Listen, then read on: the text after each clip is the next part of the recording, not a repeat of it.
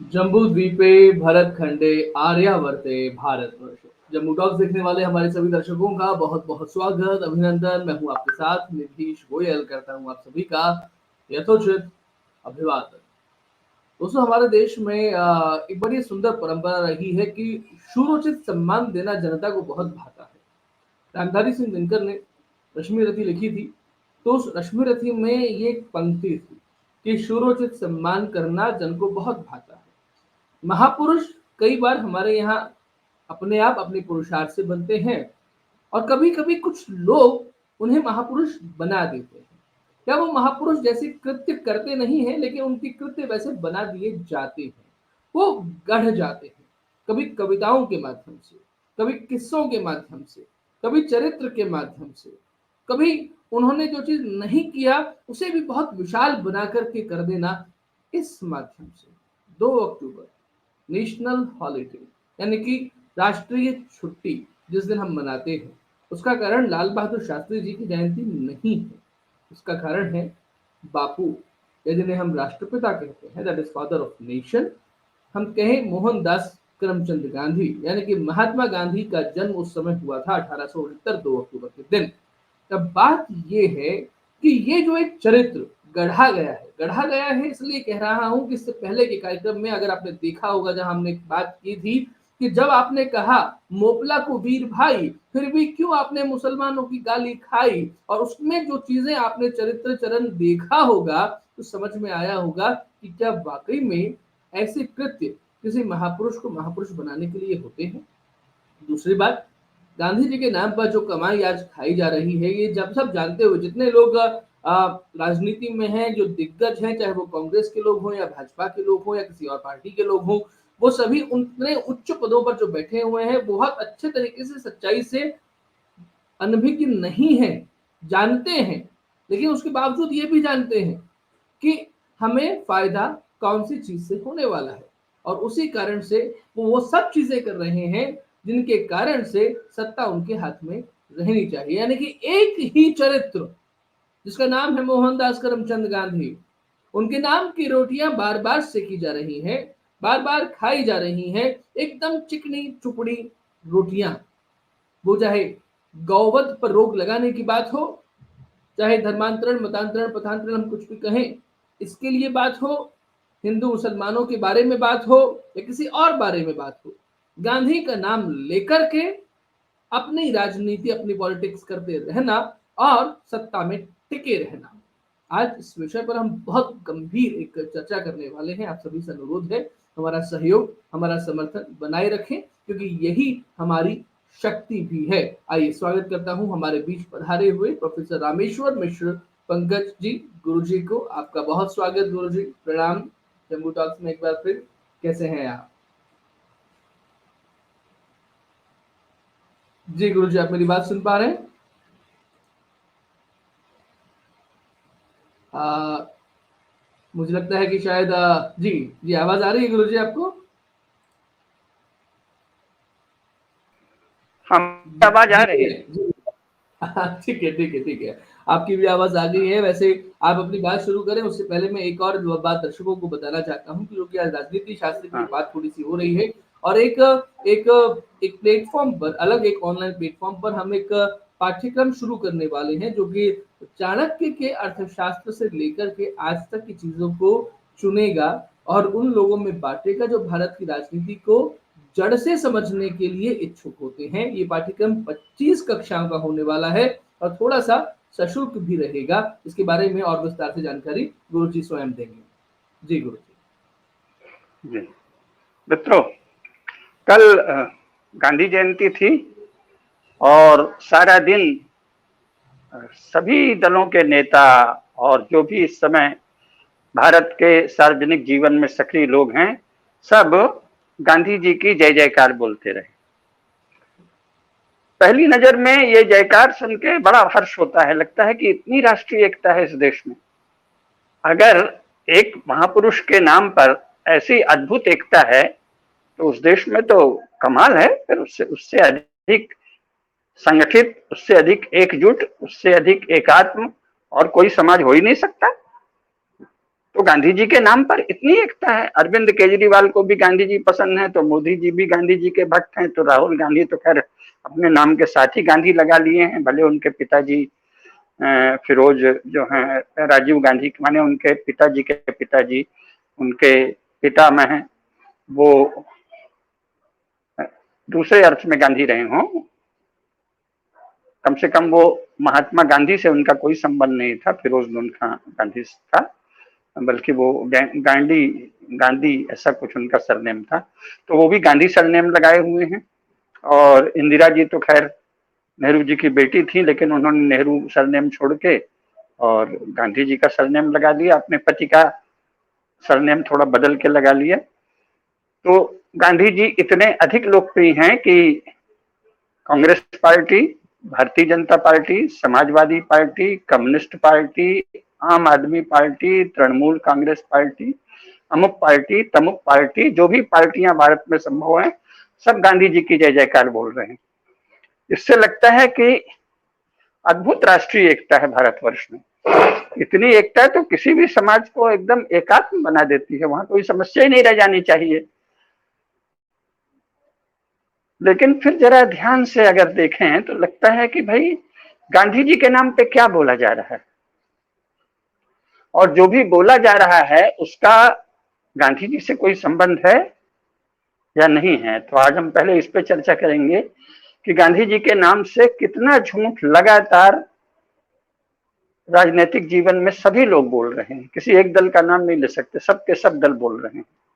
इसका उद्देश्य कोई निंदा नहीं है, और इसका उद्देश्य गांधी जी पर बहुत अधिक चिंतन को एकाग्र करना भी नहीं है। गांधी जी के निमित्त हमको ये देखना है, क्योंकि हम तो वर्तमान में रह रहे हैं ना। गांधी जी तो आए थे, चले गए, 1869 में पैदा हुए पितृपक्ष में 2 अक्टूबर को, और फिर 30 जनवरी 1948 को गोली खाकर उनके प्राण चले गए। और वो तो अपना जो भी उन्हें करना था, जो सोचा था, जो चाहा था, जो योजना बनाई थी, जो उनके भाग्य में था, कई संघातों के साथ कुछ किया, कुछ नहीं किया और चले गए। तो अब जो आदमी आया और चला गया, उसका मूल्यांकन तो केवल उसके संदर्भ में ही काम का है। राष्ट्र के संदर्भ में तो राष्ट्र तो एक विराट व्यक्तित्वों का अनंत प्रवाह चल रहा है। भारत में एक से एक महापुरुष हुए हैं, क्योंकि भारत स्वयं बहुत बड़ा है ना, यूरोप के बराबर है। यूरोप, अगर सोवियत संघ को हटा दें तो संपूर्ण यूरोप के बराबर भारत है। पहले तो और भी बड़ा था, सोवियत संघ को भी मिला लें इतना बड़ा था। तो उस भारत में तो स्वाभाविक है अनंत महापुरुष होंगे, अनंत लोग होंगे। तो इसमें फिर बात करना चाहिए कि वर्तमान में क्या हो रहा है, भविष्य की क्या योजना है, किस दल की, आदि आदि ज्यादा महत्व की बातें हैं ना। लेकिन फिर गांधी जी की चर्चा क्यों कर रहे हैं? तो गांधी जी की चर्चा हम आज सप्रयोजन कर रहे हैं कि कल जो सारा दिन चला है वो क्या बताता है। क्या वो बताता है कि भारत की राजनीति, भारत का सार्वजनिक जीवन एकात्म है, उसमें इतनी एकता है कि सबका एक ही आदर्श है, सबका एक ही लक्ष्य है, और वो लक्ष्य हैं गांधी जी के विचार। अथवा वो ये बताता है कि भारत का सार्वजनिक जीवन कम से कम 75 वर्षों से बहुत ही लापरवाही अथवा मनमानी से चल रहा है। किसी भी महापुरुष का, किसी भी बड़े आदमी का, किसी भी प्रसिद्ध आदमी का, अथवा किसी विशेष आदमी का जो किन्हीं कारणों से यूरोप और अमेरिका को महत्वपूर्ण लगता है, ऐसे आदमी का नाम लेके कुछ भी बोल देंगे। तो इसका अर्थ है कि ये बहुत चिंता की बात है। मैंने प्रारंभ में ही पॉलिटिक्स बनाम राजनीति की बात कही थी, तो ये पॉलिटिक्स है, ये बहुत ही गंदी पॉलिटिक्स है। गांधी जी का नाम लेना राजनीति नहीं है, ये पॉलिटिक्स है, जिसमें ट्रिक्स ही ट्रिक्स है और पोल ही पोल है। कैसे, उस पर हम अभी आज बहुत से आपको प्रमाण देंगे। प्रमाण तो सैकड़ों हैं, लेकिन 10-20 जितना संभव है आज की बातचीत में वो देंगे। तो ये चिंता की बात इसलिए है कि अगर किसी राज्य का, किसी देश का, किसी नेशन स्टेट का सार्वजनिक जीवन इतना अधिक छूट से चल रहा है कि जिसकी जय जयकार कर रहे हैं उससे कोई मतलब ही नहीं है, तो ये तो बहुत चिंता की बात है। ये तो सोवियत संघ जैसा हो गया, जहां वो लोग लेनिन और स्टालिन नाम के 2 लफंगों ने मार्क्स का नाम लिया, मार्क्स के सारे सिद्धांतों को ताक में रख दिया, मार्क्स की एक भी स्थापना को नहीं माना, मूल स्थापना को नहीं माना, जिसमें यह था कि तकनीकी दृष्टि से उन्नत समाज के जो लोग हैं, जो संपत्ति विहीन हैं परंतु आधुनिकतम मशीनों के ज्ञाता हैं, वो प्रोलेटेरिएट, वो क्रांति करेंगे। उसकी बजाय निहायत पिछड़े, बहुत ही अविकसित किस्म की ग्रामीण और कृषि की दृष्टि से भी बहुत अविकसित अर्थव्यवस्था जो रूस की थी, वहां सत्ता का अपहरण कर लिया और उसे कम्युनिज्म कह दिया। तो मार्क्स की तो वैचारिक हत्या कर दी और अपने को कम्युनिस्ट कहने लगे। और फिर चूंकि उनके पास धन आ गया, इंग्लैंड और अमेरिका की सहायता से बहुत सा इलाका कब्जे में आ गया, खूब सारे रिसोर्सेज मिल गए, कुछ क्रूरता से, कुछ हत्या से, नीचता से उन्होंने बहुत सारे साधन जुटा लिए, तो दुनिया भर में उनके एजेंट हो गए। भारत में भी लोग सोवियत संघ के सारे एजेंट हो गए और वो अपने आप को कम्युनिस्ट कहने लगे और मार्क्सवादी भी कहने लगे, हालांकि मार्क्स के चिंतन से उनका कोई लेना देना नहीं था। तो जैसा सोवियत संघ में हुआ, कुछ वैसा ही भारत में है क्या, कि गांधी जी से कोई लेना देना नहीं है, वहां मार्क्स से कोई लेना देना नहीं था और सब मार्क्सवादी बन गए, कम्युनिस्ट बन गए। और शायद इंग्लैंड और अमेरिका की सहमति थी या मिली भगत थी या उनके वश में ही नहीं था, वो सचमुच एक कम्युनिस्ट ब्लॉक कहा जाने लगा। कहे कि कम्युनिस्ट सोवियत संघ के अर्थ में कम्युनिस्ट था, वो एक अलग विषय है। मैंने कई बार बताया है कि वो कम्युनिस्ट नहीं था, मार्क्स के चिंतन से लेनिन स्टालिन का कोई भी संबंध नहीं था। तो इसी प्रकार गांधी जी की बातों से, गांधी जी के चिंतन से भारत के किसी भी राजनीतिक दल का कोई संबंध है या नहीं है, इस पर हम चर्चा करेंगे। अगर नहीं है तो बहुत ज्यादा चिंता की बात है। चिंता की बात गांधी जी नहीं है, गांधी जी तो एक आदमी है, आए और चले गए। चिंता की बात है कि हमारा सार्वजनिक जीवन इतने अधिक झूठ पर क्यों टिका है। हमारे राजनीतिक जीवन के लोग, जैसे धर्म में तो इतना झूठ नहीं चलता, कोई शंकराचार्य के नाम से कुछ भी नहीं कह देगा, थोड़ा बहुत हेर फेर करेंगे, है ना। लेकिन रामानंद जी महाराज के नाम से, रामानुजाचार्य के नाम से, किसी भी महापुरुष के नाम से, रैदास के नाम से, कबीर के नाम से चाहे जो तो नहीं कह देंगे, शंकराचार्य के नाम से, यहाँ तक कि रामकृष्ण परमहंस या स्वामी विवेकानंद के नाम से चाहे जो तो कोई नहीं कह देगा। कहेगा तो उसको पकड़ने वाले लोग मौजूद हैं। लेकिन ये सार्वजनिक जीवन में, राजनीतिक जीवन में क्या हो रहा है, धार्मिक जीवन, सार्वजनिक जीवन का एक भाग है धार्मिक जीवन, वहां तो फिर भी थोड़ी बहुत विकृति आई है जिसकी जरूरत से ज्यादा चर्चा मीडिया में होती है, लेकिन मूल सत्य बचा हुआ है। शंकराचार्य के विचार को ही शंकराचार्य का विचार कहा जाएगा, रामानुजाचार्य के विचार को ही रामानुजाचार्य का विचार कहा जाएगा, रामानंदाचार्य के विचार को ही रामानंदाचार्य का विचार कहा जाएगा, वरकरी संप्रदाय के विचार को ही वरकरी संप्रदाय कहा जाएगा, लिंगायत संप्रदाय के विचार को ही लिंगायत कहा जाएगा, है ना। तो ऐसे तो नहीं है, बसवेश्वर के विचार को ही बसवेश्वर का विचार कहा जाएगा, मनमानी तो नहीं है। लेकिन यहाँ क्या हो रहा है, यहाँ अंबेडकर और गांधी, ये दो ऐसे लोग हैं, इनके नाम से कुछ भी चल रहा है। तो आज का विषय क्या है, गांधी जी। तो गांधी जी के नाम से अगर राजनीतिक जीवन में इतना झूठ बोला जा सकता है, तो चिंता का विषय गांधी नहीं है, चिंता का विषय है झूठ। हमारे सभी राजनीतिक दलों के प्रमुख लोग इतने बड़े झूठ का आश्रय क्यों लेते हैं, उनकी कौन सी मजबूरी है? क्या वो इंग्लैंड और फ्रांस और अमेरिका को खुश करने की मजबूरी है कि वहां गांधी जी को महत्व दिया जाता है? तो क्यों दिया जाता है उस पर भी चर्चा कर लेंगे।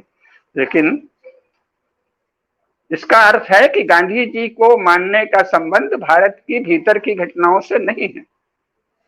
गांधी जी को जो इतना महत्व दिया जा रहा है, इस महत्व देने वाले लोगों को इस संदर्भ में भारत से कोई मतलब नहीं है। भारत से इतना ही मतलब है कि हमारी पार्टी या हमारा संगठन या हमारा शासन मजबूत रहे और हम पर इंग्लैंड और अमेरिका की कृपा रहे, तो जो अंतरराष्ट्रीय शक्तियों में अमेरिकी शक्ति, अमेरिकी खेमा है, वो हम पर प्रसन्न रहे।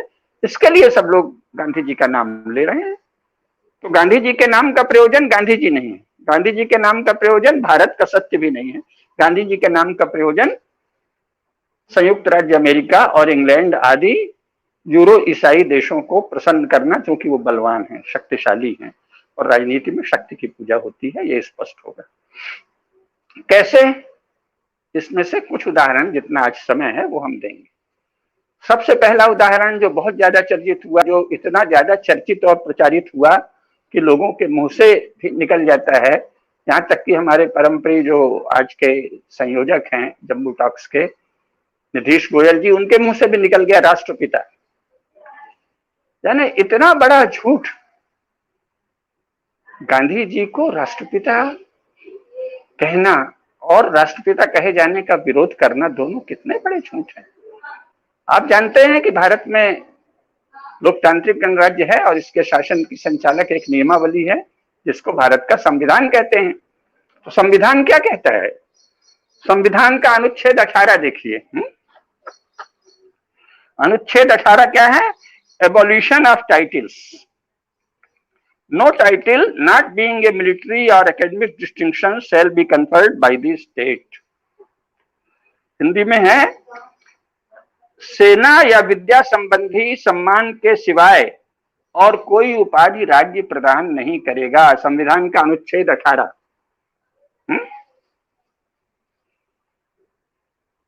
यानी जैसे ये सब भारत रत्न आदि दिए जाते हैं, ये विद्या संबंधी सम्मान है, और फिर सेना के शौर्य पदक हैं, तरह तरह से परमवीर चक्र, महावीर चक्र, है ना, शौर्य चक्र, सब ये राज्य केवल इन उपाधियों को देगा। इसके सिवाय कोई भी उपाधि देने का अधिकार राज्य को नहीं है। ये इस संविधान की आज की स्थिति है अनुच्छेद 18 के अंतर्गत। संविधान का अनुच्छेद 18 राष्ट्रपिता जैसी किसी भी उपाधि को मान्य नहीं करता। संसार में 2-3 राज्य ऐसे हैं जहां कोई राष्ट्रपिता घोषित है। जैसे स्वयं अपने पड़ोस में बांग्लादेश है, तो वहां मुजीबुर रहमान को फादर ऑफ नेशन लिखा गया है संविधान में, तो उसको संविधान में लिखा जाता है। कोई व्यक्ति यदि फादर ऑफ नेशन है, जिसका हिंदी अनुवाद राष्ट्रपिता है, अभी उस विषय में हम नहीं जाएंगे। फादर ऑफ नेशन का अर्थ होता है इस राष्ट्र राज्य को गढ़ने वाला। फादरहुड का केवल पिता अर्थ नहीं होता। अंग्रेजी में फादरहुड कई चीजों को कहते हैं कि आप इस लेख के पिता हैं, इस पुस्तक के भी आप फादरहुड हैं, ऐसे बहुत से प्रयोग चलते हैं। ये फादरहुड है ना, हमने कोई पुस्तक लिखी तो मुझे उस पुस्तक का फादरहुड मिल गया, मैं उस पुस्तक का पिता हूँ। तो फादरहुड का वहां अर्थ क्या है? किसी राज्य की रचना में मुख्य प्रेरक या मुख्य सहायक होना। तो जब फादर ऑफ नेशन कहा गया यूरोप में, तो चूंकि नेशन वहां जिस समय फादर शब्द चला उस समय 100 साल भी नहीं हुए थे नेशनल स्टेट को बने, तो कुछ लोग जो उसके मुख्य प्रेरक थे अलग अलग नेशन स्टेट के, उनको फादर कहा गया। यानी उसी समय वो नेशन बन रहा था। मुजीबुर रहमान को फादर क्यों कहा गया? बांग्लादेश उसी समय बन रहा था। तो जिन लोगों ने फादरहुड दी गांधी को, उनका आशय भी राष्ट्रपिता से नहीं था। उनका आशय था कि ये जो हम एक नया नेशन स्टेट बना रहे हैं अंग्रेजों की कृपा से, अंग्रेजों से संधि करके उनके ही ढांचे को लागू कर रहे हैं, जो पुराना परंपरागत अनादिकाल से या हजारों साल से या लाखों वर्ष से जो भारत राष्ट्र था, उसके भीतर इतने सारे 625 से अधिक राज्य थे और एक राष्ट्र था। सारा भारत एक था। इन साढ़े 600, 700, 800, 1000 अलग अलग राज्य होते रहे। राज्य 1000 हैं और राष्ट्र एक है। ये जो परंपरा चली आई थी, उसकी बजाय एक सीमित क्षेत्र में, एक खंडित क्षेत्र में, पहले से सबसे छोटे क्षेत्र में हम एक नेशन स्टेट बना रहे हैं। तो उस नेशन स्टेट का फादरहुड गांधी जी को देने की बात थी, उसका राष्ट्र से कोई अर्थ नहीं था। तो फादर ऑफ नेशन का एक तो अर्थ ही राष्ट्रपिता नहीं होता, पहला झूठ है ना। तो हिंदी वालों को बेवकूफ बनाना, ये मानना कि जो भारतीय भाषा में सोचने वाले लोग हैं वो मूर्ख होते हैं, भावुक होते हैं, उनको उकसा दो। तो फादर ऑफ नेशन अंग्रेजी का शब्द है जिसका अर्थ होता है कि जब कोई नेशन स्टेट नया नया बनता है तो उसका फादरहुड वो लोग, वो राजनेता लोग जो उसको बना रहे होते हैं, उसे दे देते हैं। तो भारत तो अत्यंत प्राचीन काल से राष्ट्र ये सबके सब कहते हैं, और गांधी स्वयं कहते थे और नेहरू खुद कहते थे। डिस्कवरी ऑफ इंडिया लिख दी उन्होंने। डिस्कवरी शब्द हालांकि अंग्रेजों की जूठन है, लेकिन लिखी तो पुराना दिखाया ना। तो किसी भी पुराने राष्ट्र के लिए तो कभी किसी बाद वाले व्यक्ति को फादरहुड दी ही नहीं गई ना। तो पहला झूठ तो ये था, फादर ऑफ नेशन ही नहीं थे वो। Father of nation Mujibur Rahman क्यों है कि बांग्लादेश पहली बार बन रहा है। फादर ऑफ पाकिस्तान मोहम्मद अली जिन्ना क्यों है? क्योंकि वो पहली बार बन रहा है, उसके पहले पाकिस्तान नहीं था। फिर भी पाकिस्तान के संविधान में मोहम्मद अली जिन्ना को फादर ऑफ नेशन नहीं कहा है, लेकिन बांग्लादेश के संविधान में मुजीबुर रहमान को फादर ऑफ नेशन कहा है। तो दूसरे भी कुछ देश हैं, अभी उसकी लिस्ट है हमारे पास, कतिपय देश हैं दूर के, बहुत छोटे देश हैं। प्रमुख देशों में कोई फादर ऑफ नेशन नहीं है। इंग्लैंड का कोई फादर ऑफ नेशन नहीं है, जर्मनी का नहीं है, फ्रांस का नहीं है, स्विट्जरलैंड, स्वीडन, डेनमार्क, नॉर्वे, पुर्तगाल, हॉलैंड, किसी का कोई फादर ऑफ नेशन नहीं है। यूनाइटेड स्टेट्स ऑफ अमेरिका का भी कोई फादर ऑफ नेशन नहीं है।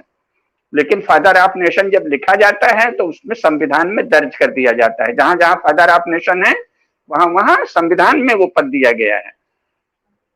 भारत में संविधान में फादर ऑफ नेशन नामक कोई भी पद नहीं दिया है। और संविधान का अनुच्छेद 18 कहता है कि राज्य कोई भी उपाधि नहीं दे सकता सिवाय सेना के शौर्य आदि और विद्या से संबंधित सम्मान के। तो राष्ट्रपिता या फादर ऑफ नेशन जो टाइटल है ये असंवैधानिक है, संविधानेतर है, संविधान के द्वारा वर्जित उपाधि है। संविधान इस उपाधि को वर्जित करता है। ऐसी कोई उपाधि संविधान में वर्णित नहीं है। तो किसी को राष्ट्रपिता कहना क्या है? संविधान की उपेक्षा है, संविधान का अनादर है, संविधान का उल्लंघन है, संविधानेतर शब्द का प्रयोग है। कांग्रेस ने यह क्यों किया? जाहिर है कि ये झूठ बोला। तो राष्ट्रपिता शब्द का बोला जाना महाझूठ, और उस झूठ को लेके बतंगड़ खड़ा करना कि अरे राष्ट्रपिता कोई नहीं होता। अरे जो चीज है ही नहीं है, सूत न कपास बिलाहों में लठ। जब भारत का राष्ट्रपिता कोई है ही नहीं, न तो संविधान में राष्ट्रपिता की उपाधि लिखी है और न ही संविधान में इसका अधिकार दिया गया है कि किसी को राष्ट्रपिता बनाया जाए। अनुच्छेद 18 सेना और विद्या संबंधी उपाधि के अतिरिक्त अन्य सब उपाधियों को निषिद्ध करता है, वर्जित करता है। तो संविधान के विरोध में जाके फादर ऑफ नेशन या राष्ट्रपिता नामक उपाधि का प्रयोग करना संविधानेतर प्रयोग है, संविधान की उपेक्षा है, संविधान की अवहेलना है, संविधान का उल्लंघन है, संविधान का अनादर है। और कांग्रेस पार्टी ये खेल खेल रही है तो ठीक है, ये संघ भाजपा के लोग उसका विरोध कर रहे हैं। कोई फादर ऑफ नेशन नहीं होता। आप किन विषयों में पढ़ें? इतना बड़ा देश है, इतने समय तक यहाँ कई कई तरह के आतताई लोग आए, उनसे संघर्ष किया लोगों ने, उसके कारण बहुत सी समस्याएं आई। फिर ये लफंगे भिकमंगे अंग्रेज आए, इन्होंने छलघात से हमारे ही लोगों को लड़ा के, हमारे ही लोगों को अपनी इकट्ठा करके कहा कि हम सेना बना रहे हैं। फिर उसे भारतीय सेना कह के उसके बल पर इतने बड़े बड़े युद्ध जीते, प्रथम एवं द्वितीय महायुद्ध जीता। ऐसे बदमाश लोग हमारे लोगों के मत्थे युद्ध जीत रहे हैं और कह रहे हैं कि हम तुमको अच्छा राज्य देंगे, और फिर मनमानी कर रहे हैं, भेदभाव कर रहे हैं। तो इनके कारण बहुत सारी समस्याएं आई भारत में, और फिर उनसे मिलकर संधि करके कुछ लोगों ने उनका पावर का ट्रांसफर करा दिया, उससे बड़ी समस्याएं आई। तो ये समस्याएं दूर करो ना भैया। ये फादर ऑफ नेशन और राष्ट्रपिता को लेकर झगड़ा क्यों कर रहे हो? कांग्रेस राष्ट्रपिता या फादर ऑफ नेशन शब्द का प्रयोग करके झूठ बोल रही है, संविधान का अनादर कर रही है, संविधान का उल्लंघन कर रही है, संविधानेतर उपाधि का प्रयोग कर रही है। और आप इतने बड़े राष्ट्र की इतनी गंभीर समस्याएं हैं, इतने विषय हैं, सभ्यता की, संस्कृति की, धर्म की, सनातन धर्म की, सबकी चर्चा बंद करके राष्ट्रपिता का विरोध करने भिड़े हो। क्या कर रहे हैं आप? तो दोनों तरफ से झूठ। एक पार्टी झूठ का अंबार रचती है, दूसरी पार्टी उस झूठ, क्योंकि वो झूठ है, कहीं है ही नहीं है, तो उसमें हवा में मुक्केबाजी करती है। डॉन क्विक्सोट आपने पढ़ा होगा, एक बड़ा प्रसिद्ध उपन्यास है। इसमें एक नायक रहते हैं डॉन क्विक्सोट, वो हवा में तलवार कहीं भी समझ लेते हैं, ये है वो है, हवा में इसको मारा उसको मारा। जैसे हमारे यहाँ कहावत है ना, रेण सिंह को मारा धतूर सिंह को मारा। कोई थोड़ा खिसका हुआ आदमी हो तो वो तलवार निकाल के जाता है तो अंडी का पेड़ काट देता है और धतूरे का पेड़ काट देता है और कहता है मैंने रेण सिंह को मारा, धतूर सिंह को मारा, मैं बहुत बड़ा वीर हूँ। तो संघ भाजपा के वे लोग जो राष्ट्रपिता शब्द का विरोध करते रहे, वो भी वही है, रेण सिंह और धतूर सिंह को मार रहे हैं, जिसका अस्तित्व ही नहीं है। राष्ट्रपिता नामक उपाधि का कोई विधिक अस्तित्व नहीं है और आप उसका विरोध कर रहे हैं। तो कांग्रेस ने तो आपको इसका मतलब लल्लू माना, मूर्ख माना, उल्लू माना, सोचा इनको उलझा दो कहीं भी। जैसे लाल कपड़ा फेंक देते हैं ना, स्पेन में जो सांडों का युद्ध होता है, तो कपड़ा फेंक दिया तो सांड झपट पड़ता है। तो कांग्रेस ने एक लाल कपड़ा फेंका और आप सांड की तरह उस पर टूट पड़े। फादर ऑफ नेशन या राष्ट्रपिता क्या है? एक लाल कपड़ा है, भड़काऊ कपड़ा, जो आपकी ओर फेंक दिया गया। आप लगे उसी पर उसका विरोध करने। कोई राष्ट्रपिता नहीं होता है, राष्ट्रपिता गलत शब्द है, हम सब राष्ट्र के पुत्र हैं। अरे भाई, है कहाँ? राष्ट्रपिता नाम की कोई चीज कहीं अस्तित्व ही नहीं है। हवा में उछाला गया एक शब्द है फादर ऑफ नेशन। राष्ट्रपिता एक संवैधानिक रूप से अवैध, संविधानेतर एक शब्द है जो कांग्रेस ने लोगों को उल्लू बनाने के लिए हवा में उछाल दिया, और बहुत से लोग उल्लू बन गए और बहुत से लोग उसको उसको उसके समर्थन में उल्लू बन गए, दूसरे लोग उसके विरोध में उल्लू बन गए। तो इतना बड़ा झूठ गांधी जी को लेकर रचा गया, राष्ट्रपिता। तो गांधी जी के नाम का सहारा झूठ फैलाने के लिए क्यों हो रहा है, इसका मैंने एक उदाहरण दिया। अब अपन दूसरी बात करते हैं। गांधी जी ने क्या कहा? सबसे पहले गांधी जी की क्या बात करते हैं? कहते हैं कि सत्य और अहिंसा। गांधी जी ने क्या किया? गांधी जी ने क्या किया क्या नहीं, वो आज हमारा विषय गांधी नहीं है। गांधी जी के नाम पर चलने वाला झूठ है, जैसा मैंने पहले कहा। तो लोग कहते हैं गांधी जी ने सत्य और अहिंसा का फैलाव किया। मुझे बताइए कि किस पार्टी में सत्य 1947 की तुलना में बढ़ा है? आपके पिताजी, जो लोग श्रोता हैं उनके पिताजी होंगे, देश में और भी लोग विद्वान होंगे, किसी से भी पूछ लीजिए, क्या भारत की किसी भी राजनीतिक पार्टी में सत्य बढ़ा है या असत्य बढ़ा है? एक एक पार्टी का ले लीजिए। जवाहरलाल नेहरू का जो स्तर था, इंदिरा गांधी का स्तर उससे बहुत कम है, राजीव गांधी तो खैर बच्चे ही थे। उसके बाद अब ये सोनिया गांधी और राहुल गांधी आ गए हैं, इनका सत्य से क्या लेना देना? कांग्रेस पार्टी में क्या सत्य है? कुछ भी बोल देते हैं, है ना। और अहिंसा तो कोई मतलब ही नहीं है। अहिंसा का अर्थ होता है प्रेम, अन्य मनुष्यों से, अन्य समूहों से प्रेम। गांधी जी तो अंग्रेजों से बहुत प्रेम करते थे और सदा ये कहते थे कि मुझे अंग्रेजी ब्रिटिश साम्राज्यवाद से बहुत प्रेम है, लेकिन मैं चाहता हूं कि वो न्यायशील हो, न्यायकारी हो और अन्याय नहीं करे और भारत के लोगों के साथ भी न्याय करे। जब देखा कि न्याय नहीं कर रहा है तो कहा हटे, लेकिन पहले तो उसका समर्थन किया। अहिंसा का मूल अर्थ है प्रेम। तो भारत की कौन सी पार्टी अपने विरोधियों से प्रेम करती है?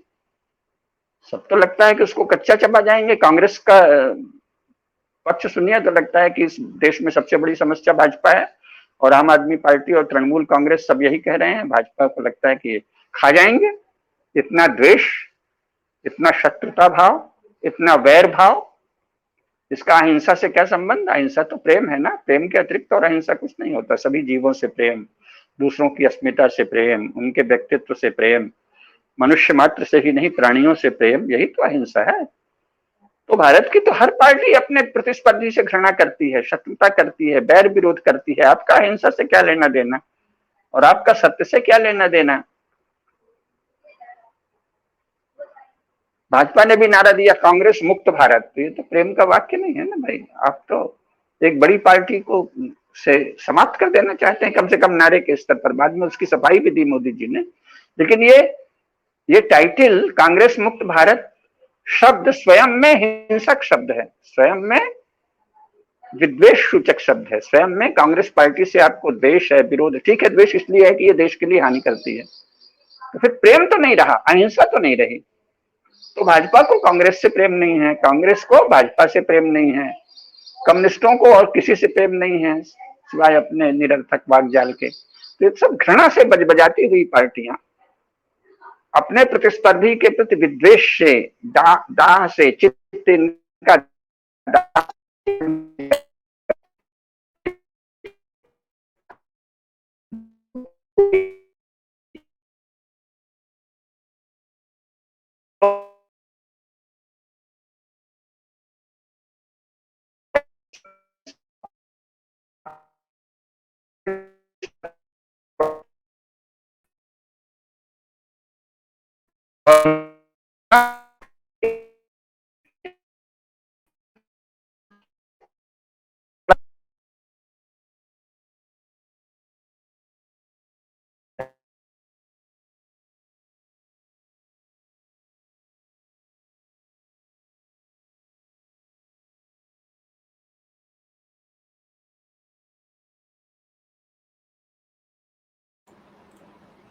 आप क्षमा कीजिएगा, आवाज़ थोड़ी-सी कट रही थी, शायद कनेक्शन लॉस का इश्यू होगा। और गुरुजी जो बात बोल रहे थे, वो बहुत समझने वाली। गुरुजी वापस जुड़ गए हैं, हम उन्हें एक बार फिर थोड़ी से देर इसे सुनने बंद चाहते हैं। करते हैं जी। जरा।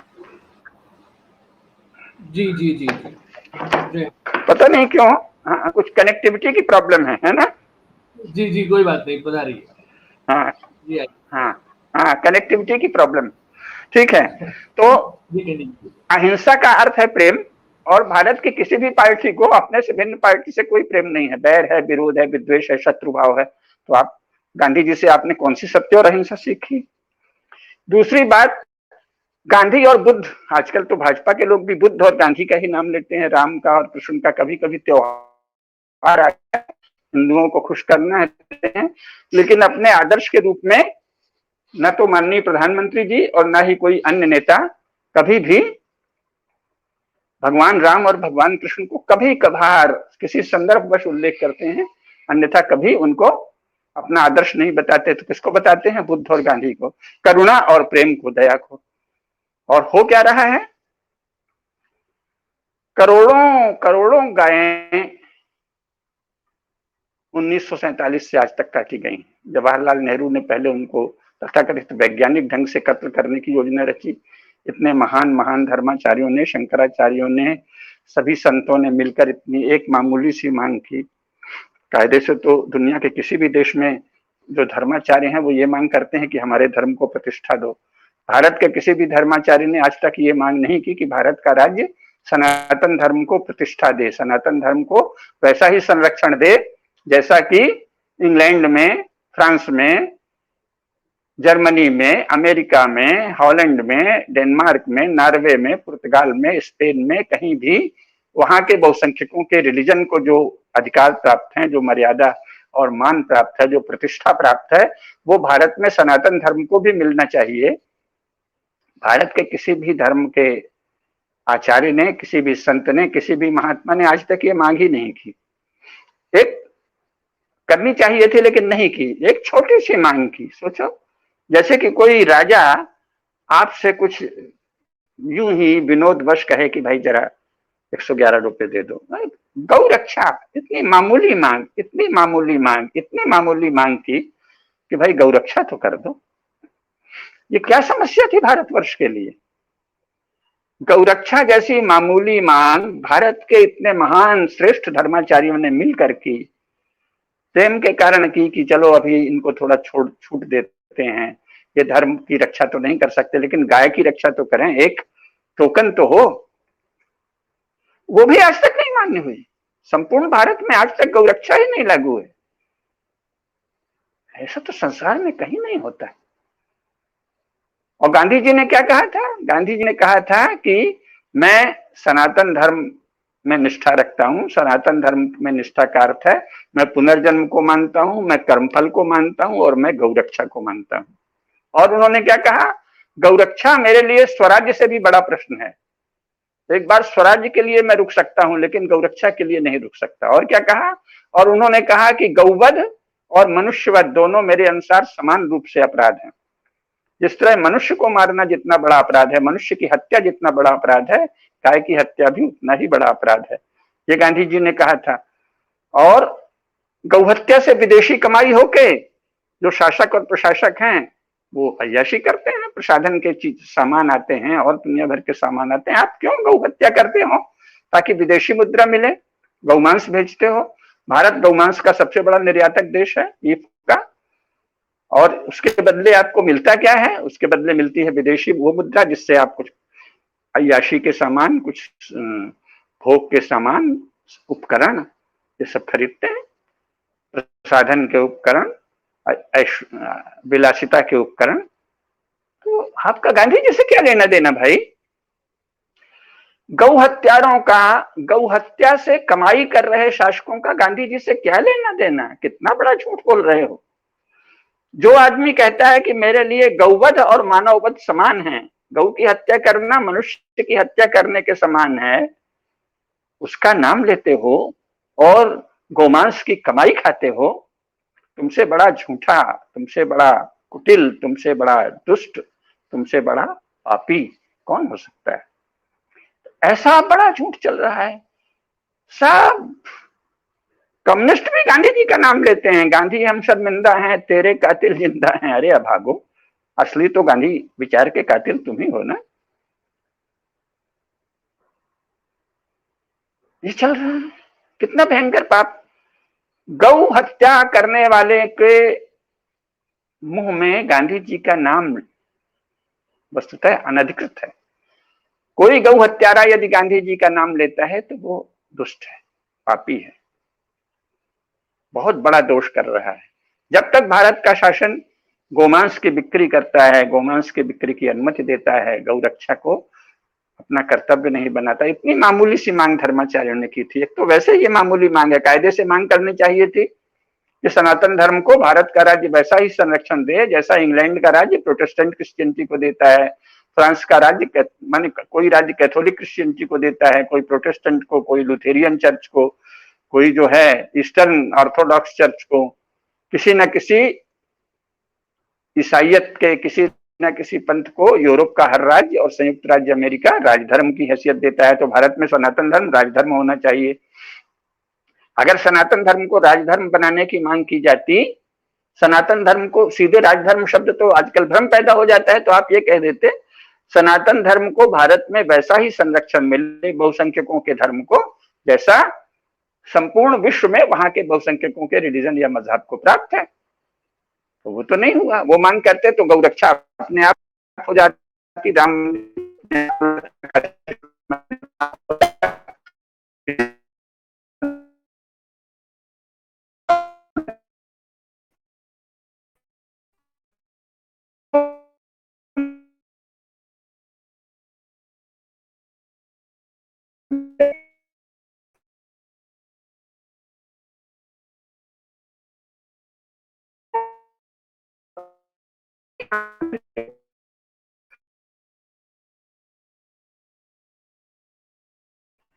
तो सोचिए क्या चल रहा है। मैंने कहा ना कि गांधी जी को आप अपने इतने बड़े बड़े झूठ का शिकार बनाते हैं। भीषण पशु हिंसा से की गई कमाई सरकारी तंत्र की अय्याशी में लुटाई और उसके बाद गांधी जी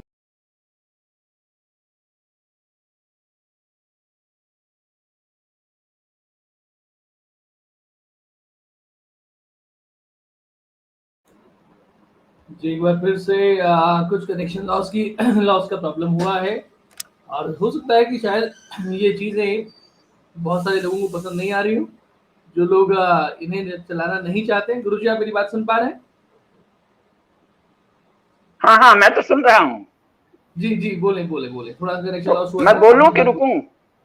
जी जी, बोलिए बोलिए बोलिए, जी बोलिए। ठीक है जी।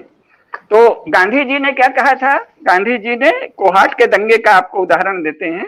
कोहाट में दंगा हुआ, उसकी रिपोर्ट अभी आज सुबह है, मतलब कल सुबह है, केडिया जी ने जो भाषण दिया था कि गांधी जी से मुसलमान क्यों घृणा करते हैं, उसमें उन्होंने कोहाट दंगे वाली रिपोर्ट बताई है।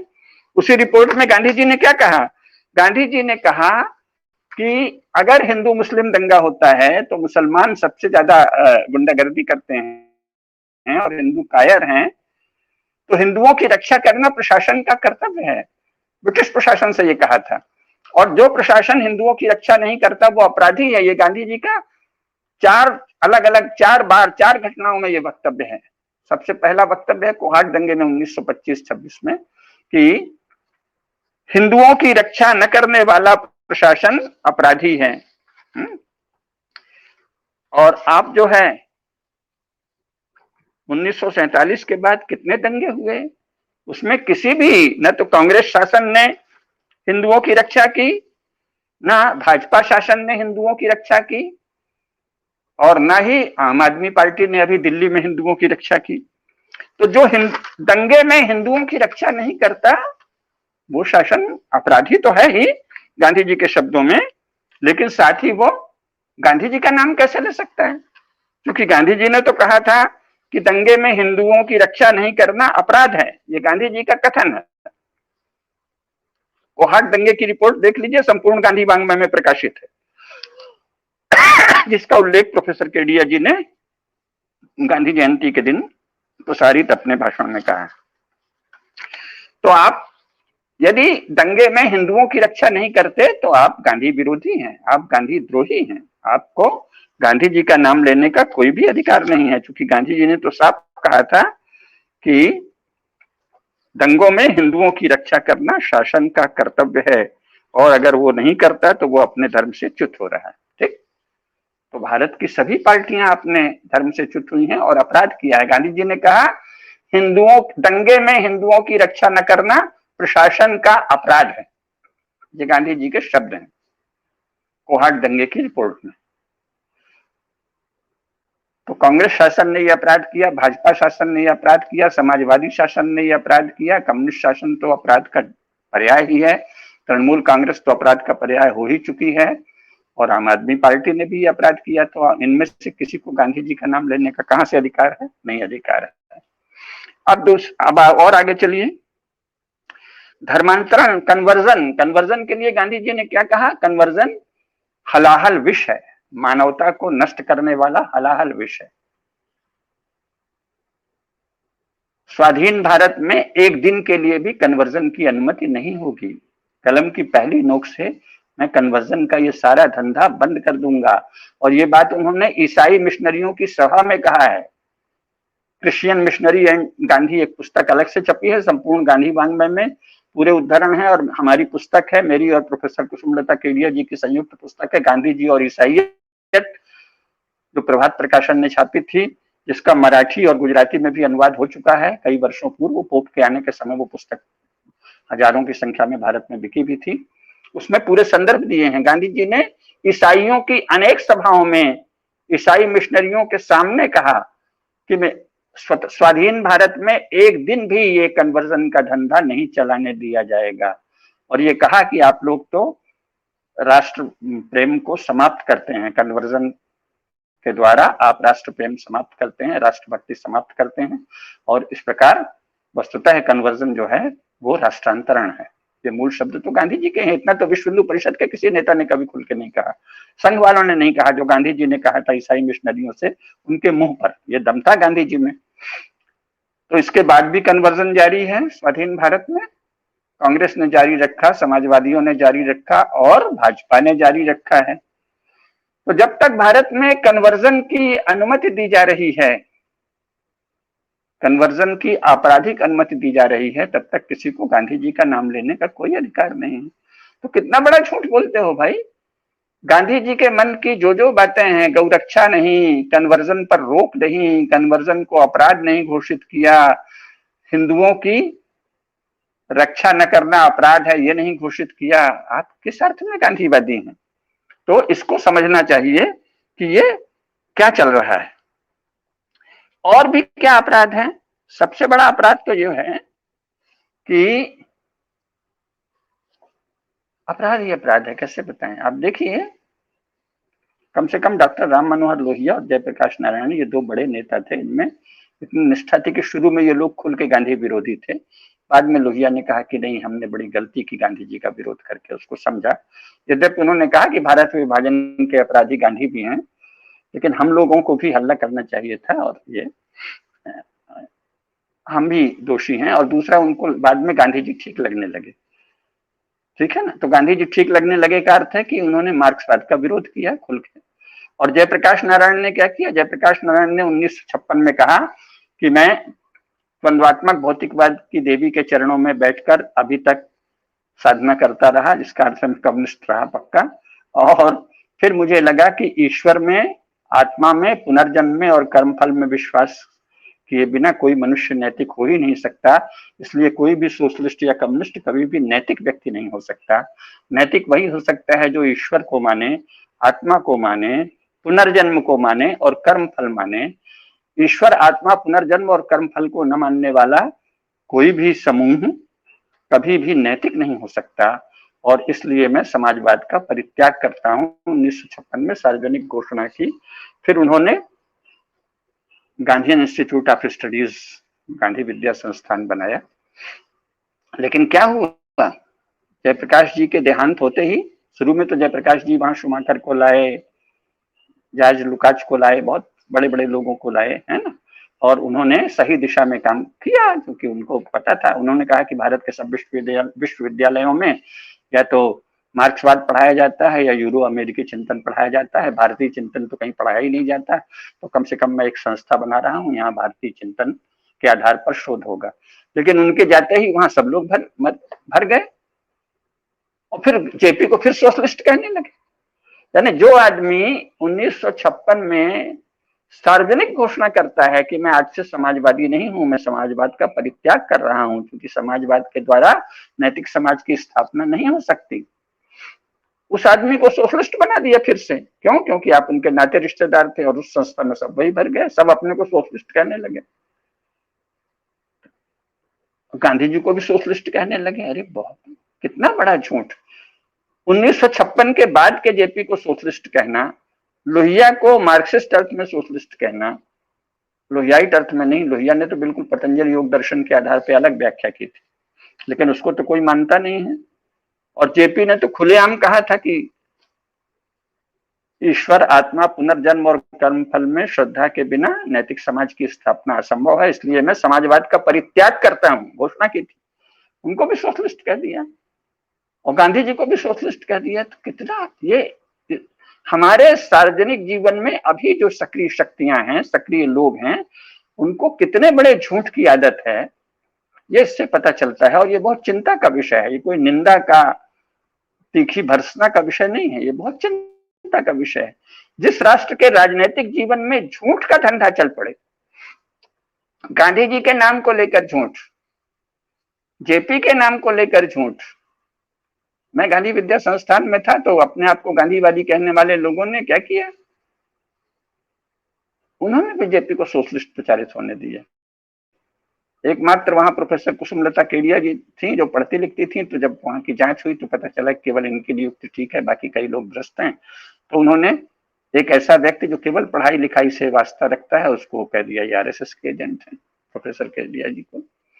और फिर किसको नियुक्त किया डायरेक्टर उनकी जगह, अवैध रूप से कोर्ट से अवैध घोषित दीपक मलिक नाम के एक कट्टर कम्युनिस्ट को आपने बता दिया। वो क्या करता था, पिस्तौल सामने लेकर आता था क्योंकि उसको डर था कि हमको कोई मार देगा, हम तो बड़े गुंडे बदमाश हैं। पिस्तौल लेकर आने वाले व्यक्ति को गांधी विद्या संस्थान का तथाकथित गांधीवादियों ने डायरेक्टर बना दिया और एक करोड़ों रुपयों का घपला करने वाले व्यक्ति को एक दूसरे पद पे दे दिया क्योंकि वो मुस्लिम थी, एक लड़की। ये कौन सा गांधीवाद है? इसका मतलब गांधीवाद आपके लिए झूठ का, जालसाजी का, भ्रष्टाचार का केंद्र है। आपको गांधी जी के सत्य और अहिंसा में तो कोई प्रेम नहीं है। लोग गांधी जी की आड़ लेके आरएसएस को गाली देते हैं, आश्चर्य की बात है। अरे बाबा, जो गांधी अंग्रेजों से प्रेम की बात करते हैं, उन गांधी का नाम लेके आप एक भारत के एक विशाल संगठन को, मैं कोई संघ की सब बातों का समर्थक नहीं हूं, आप सब लोग जानते हैं, फेसबुक में जो पढ़ते हैं, संघ की बहुत सी पोलें हैं जिनका मैं उल्लेख करता रहता हूं, लेकिन एक इतना विशाल संगठन है जो सारी बातें तो अच्छी ही कहता है, उसमें कितना अमल करता है कितना नहीं करता वो अलग बात है, बदलता भी रहता है वो भी अलग बात है, लेकिन बात उसने कौन सी आज तक गलत कही है? तो आप तो उसके प्रति घृणा फैलाते हैं और कहते हैं कि हम गांधीवादी। जो समूह, जो संगठन राष्ट्रीय स्वयंसेवक संघ से, भारत के एक विशाल संगठन से, जो कि केवल सौम्य बातें करता है, अभी तक उसने कोई उग्र बातें की ही नहीं, उससे घृणा कर सकता है, वो गांधीवादी कैसे हुआ?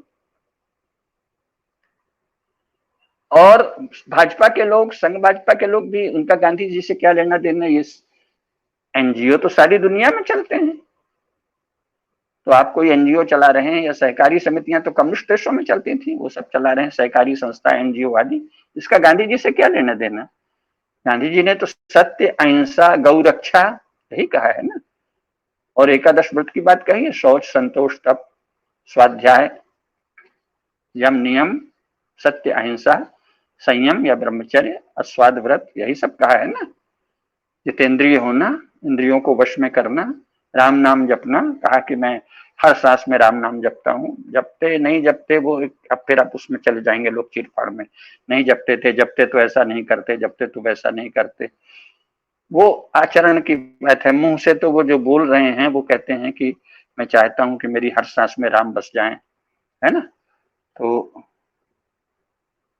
आप तो गांधी जी का नाम लेकर भी आपके लोग सरकार में आते हैं तो गौमांस की बिक्री चल रही है,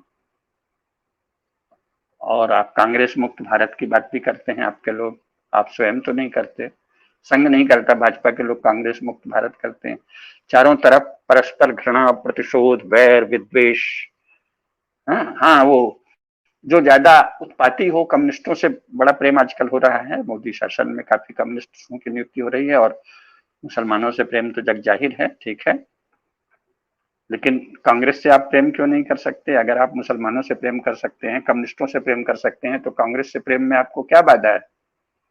कांग्रेस ने ऐसा क्या नुकसान किया है जो कि मुस्लिम मजहब वालों ने नहीं किया है और कम्युनिस्टों ने नहीं किया है? ऐसा क्या भारत में कांग्रेस ने नुकसान किया है, बताइए जरा। और आपको कांग्रेस से विद्वेष है, द्वेष है, बैर भाव है, घृणा है, तो आप काहे के गांधीवादी हैं? गांधी जी का नाम ही क्यों लेते हैं और गौमांस की बिक्री की कमाई खाते हैं? आपका शासन गौमांस की बिक्री के जरिए विदेशी मुद्रा का प्राप्त करता है, तो आप किस अर्थ में गांधीवादी हैं?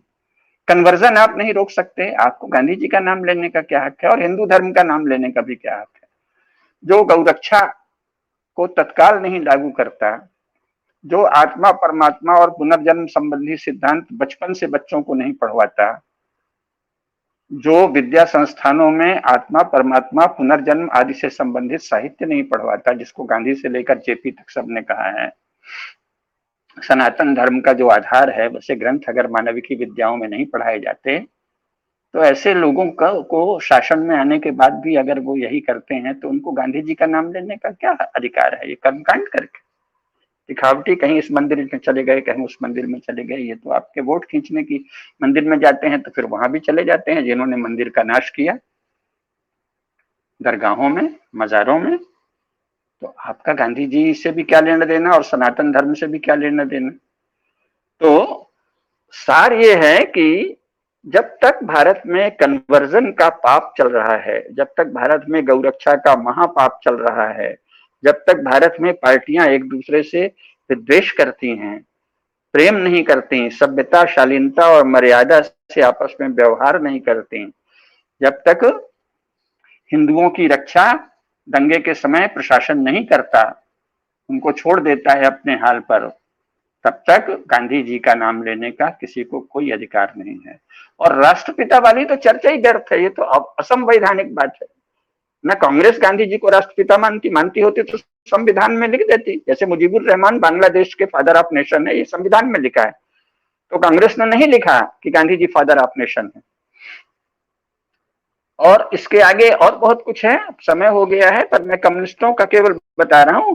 गांधी जी ने 1934 में कम्युनिस्टों के विरोध में ही तो कांग्रेस छोड़ी थी भाई, पूरा पत्र है, पूरा पत्र है गांधी जी का। और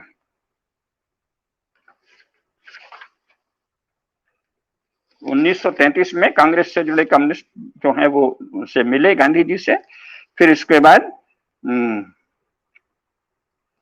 गांधी जी ने जो 29 मई 1934 को पत्र लिखा, उत्तर दिया मीनू मसानी को, उसमें साफ लिखा है कि उत्पादन, वितरण और विनिमय के समस्त साधनों पर राज्य का स्वामित्व स्थापित करने की लालसा राक्षसी लालसा है। ये भयंकर राक्षसी विचार हैं और कम्युनिज्म जो है एक राक्षसी विचार है। ये पूरा गांधी जी ने स्वयं लिखा और कम्युनिज्म के विरोध में ही गांधी जी ने कांग्रेस छोड़ी थी। और अब कम्युनिस्ट जो है वो गांधी जी का नाम लेते हैं। अरे डूब मरो शर्म से, इतना झूठ! तुम अपनी इतनी हीनता से ग्रस्त हो, अपने प्रति तुम में इतनी हीनता भावना है कि जो आदमी सार्वजनिक रूप से कम्युनिस्टों के विरोध में जिसने कांग्रेस पार्टी छोड़ी थी उसको तुम अपनाते हो। तो कितने गए गुजरे हो, तुम्हारा किसी भी विचार से क्या लेना देना? तो जो आदमी किसी भी रूप में कम्युनिज्म या सोशलिज्म का समर्थन करता है उसका गांधी जी से क्या लेना देना? समाजवाद या कम्युनिज्म के समर्थक किसी भी व्यक्ति का गांधी जी का नाम लेना झूठ की पराकाष्ठा है। ये तो जैसे किसी आदमी को उससे विपरीत कह देना, देवता को राक्षस कह देना, है ना, मनुष्य को जानवर कह देना, तो उस तरह का है ना। गांधी जी का कम्युनिज्म और सोशलिज्म से गहरा वैचारिक विरोध है, ये उन्होंने स्वयं लिखा। और गांधी जी ने ठीक से पढ़ा था। उन्होंने कहा कि मैंने मार्क्स को पूरा पढ़ा है और मेरी सबसे बड़ी आपत्ति यह है कि मार्क्स ने कहीं भी वर्ग की, क्लास की कोई परिभाषा नहीं दी और वर्ग संघर्ष, वर्ग युद्ध, वर्ग शत्रुता, वर्ग वैर, वर्ग विरोध सब लिख दिया है, लेकिन वर्ग क्या है? और ये उत्तर आज तक नहीं प्राप्त है। सारे कम्युनिस्ट लिटरेचर में वर्ग की कोई परिभाषा नहीं दी गई। कोशिश करते हैं, उसको परिभाषा खंडित हो जाती है।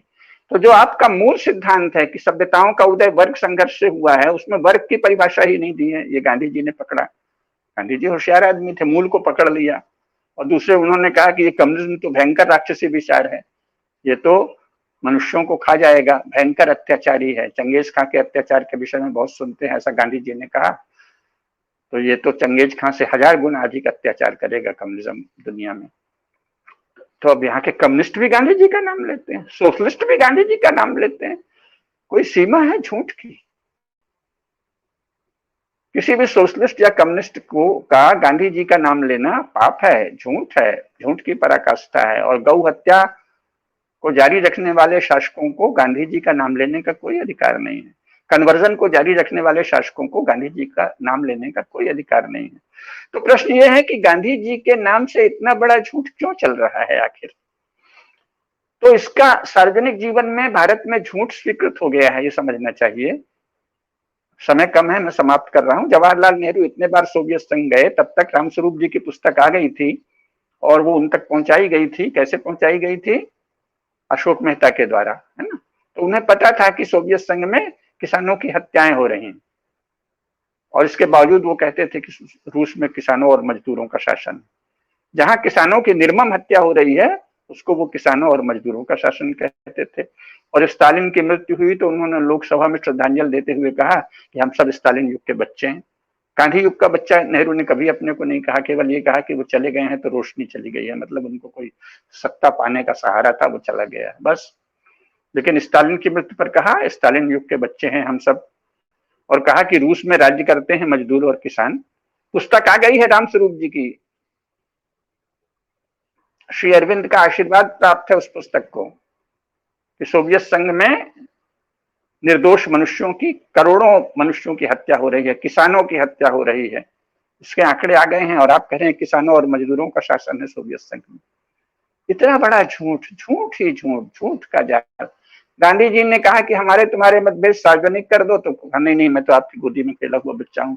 और फिर उन्होंने कहा कि तुम्हारे लोग कहते हैं कि तुम मेरे उत्तराधिकारी हो, तो आओ ये बात सार्वजनिक रूप से हो जाए कि मेरा जो उत्तराधिकारी कहा जा रहा है उससे हमारे क्या मतभेद हैं। तो कभी जाहिर नहीं होने दिए, फिर कह दिया वो गांधी जी के उत्तराधिकारी हैं।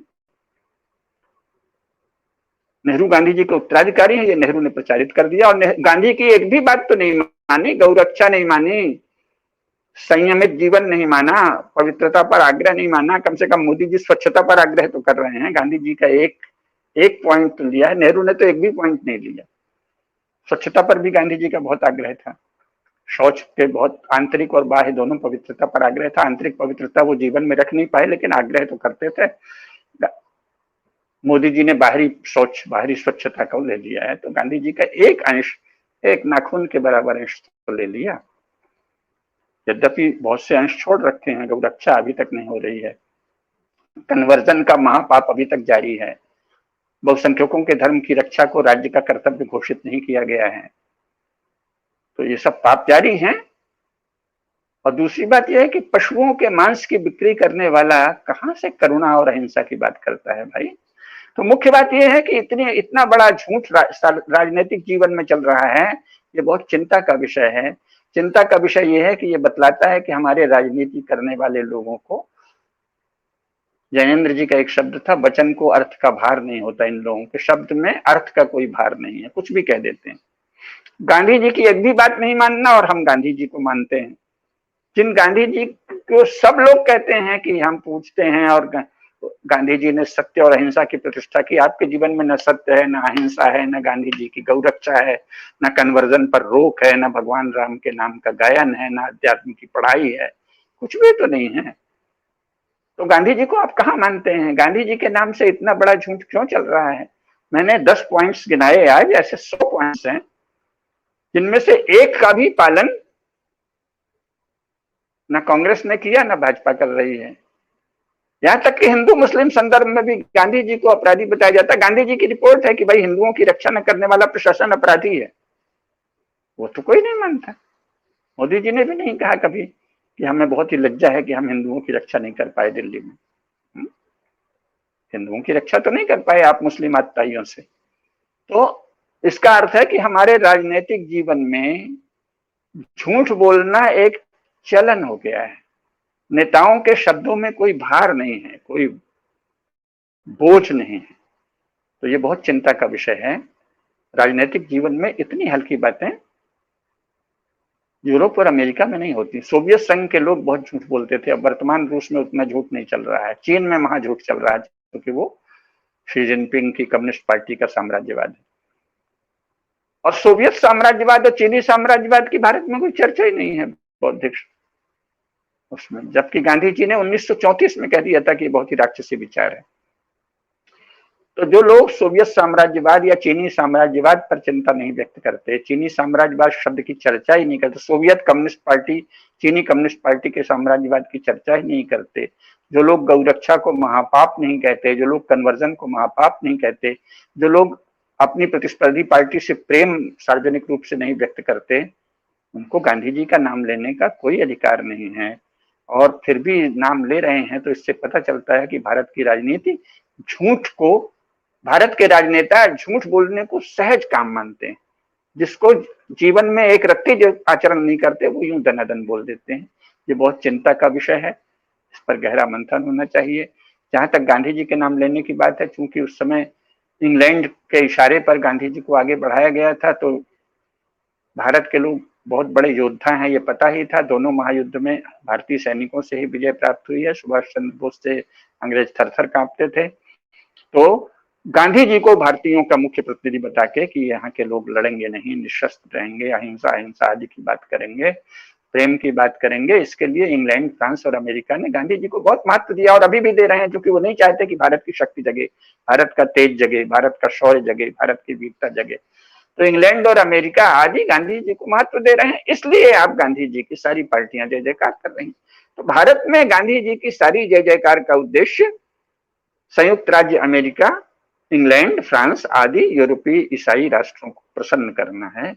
इसका भारत की वास्तविकता से या सत्य और अहिंसा से या गौरक्षा से या कन्वर्जन को रोकने से या परस्पर प्रेम करने से या दूसरी पार्टियों से द्वेष नहीं करने से कोई संबंध नहीं है। इनमें से कोई गुण भारत की किसी पार्टी में नहीं दिखते। गांधी जी ने जिन बातों पर बल दिया उनमें से किसी का आचरण भारत की कोई पार्टी नहीं करती। केवल अमेरिका, इंग्लैंड, फ्रांस आदि को प्रसन्न करने के लिए गांधी जी की जय जयकार सभी पार्टियां करती हैं। यह इसका निष्कर्ष है। और राजनीतिक जीवन में झूठ हमारे नेताओं के लिए सहज सिद्ध है, यह भी इसका निष्कर्ष है, जो इस अर्थ में राजनीति नहीं है, क्योंकि भारत के राजा तो इसी पे गर्व करते थे कि रघुकुल रीति सदा चली आई, प्राण जाहि पर बचन न जाई। जयपुर नरेश ने, जोधपुर नरेश ने, बीका नरेश ने, छत्रपति शिवाजी महाराज ने, चित्तौड़ नरेश ने, उदयपुर मेवाड़ के राजाओं ने, हमारे चक्रवर्ती सम्राट महाराणा प्रताप ने, छत्रपति शिवाजी महाराज ने, महाराज छत्रसाल ने, विजयनगर साम्राज्य के शासकों ने, किसी ने त्रावणकोर साम्राज्य के शासकों ने, यहाँ तक कि ग्वालियर, रीवा, इंदौर आदि के भी शासकों ने कभी भी ऐसा झूठ नहीं बोला जैसे वर्तमान राजनेता दनादन झूठ बोलते हैं। तो गांधी जी इस बात का बैरोमीटर है, इस बात की कसौटी है, इस बात का निकष है कि उनके नाम पर ऐसा झूठ बोला जा रहा है। इसका अर्थ है कि भारतीय राजनीति में झूठ बोलने से नेताओं को कोई परहेज नहीं है, झिझक नहीं है, ये इसका निष्कर्ष है। नमस्कार। शेष पर बता करें। जी गुरुजी, निष्कर्ष के रूप में जो आपने बात कही है और ये जो बताया है बहुत स्पष्ट रूप से कि राष्ट्रपिता के नाम का शगुफा उछाल करके और उसके बाद में किस तरीके से, चाहे वो कोई भी राजनीतिक दल हो, उन्होंने अपनी बात करी है, बात मनवाई है, लोगों को बुद्धू या बेवकूफ या कुछ भी बनाने की कोशिश की है। रघुपति रीत सदा चली आई, प्राण जाई पर वचन न जाई, रघुपति राघव राजा राम, पतित पावन सीताराम। इसके बाद की पंक्तियों को बदला, क्यों बदला, किसने बदला और बदल करके उसके बाद में अब तक चलाया। बहुत सारी ऐसी बातें हैं जिस पर हम चर्चा आगे और भी कर सकते हैं और इस विषय पर गांधी जी के समक्ष हम चर्चा और भी करते रहेंगे। आपसे जो शुरुआत में कहा था, हम एक राजनीतिक शास्त्र पर एक कक्षा जो है वो शुरुआत करने वाले हैं। आप सभी से निवेदन है और वो उसका जी हाँ, असल में हमारा इरादा तो देखिए 3 व्याख्यान मालाओं को चलाने का है। सबसे पहले तो ये है कि राजनीति पर सब चर्चा करते हैं, भारतीय राजनीति, भारत भारतीय होना चाहिए, भाजपा तो सबसे ज्यादा भारतीयता की बात करती है, संघ वाले भी, और बहुत सी और शक्तियां हैं भारतीयता की बात करते हैं। लेकिन भारतीय राजनीति क्या है?